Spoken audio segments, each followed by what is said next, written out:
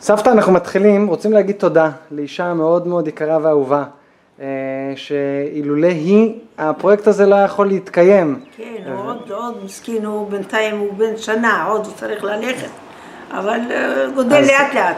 אז לאישה הזאת קוראים נוגה וידר, והיא המעצבת של הפרויקט.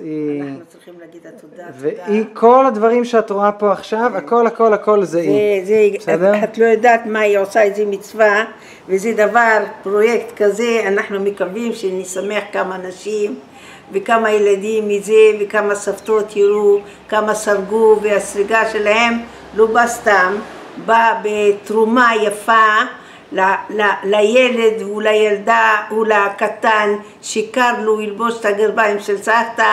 גרב זה עושה טוב, ומי שצרה גם שיהיה לו מצווה גדולה, ובאמת אני מקווים שיגדל ויצליח. זה קצת היום קצת קשה. אז מה את רוצה להגיד לנוגה על העבודה המדהימה שהיא עשתה?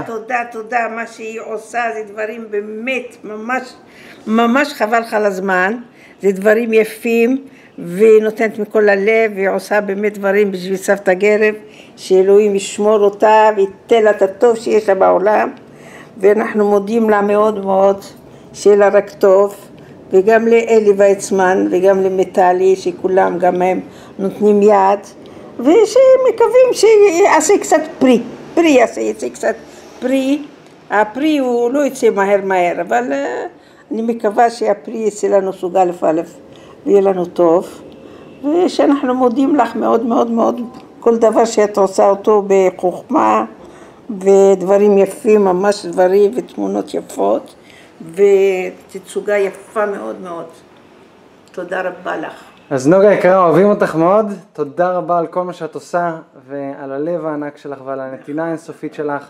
אנחנו אוהבים אותך ומעריכים מעומק ליבנו את האהבה שלך ואת הנתינה שלך לפרויקט. את חלק בלתי נפרד מאיתנו, ואנחנו אוהבים ומודים לך. תודה רבה לך, ממי.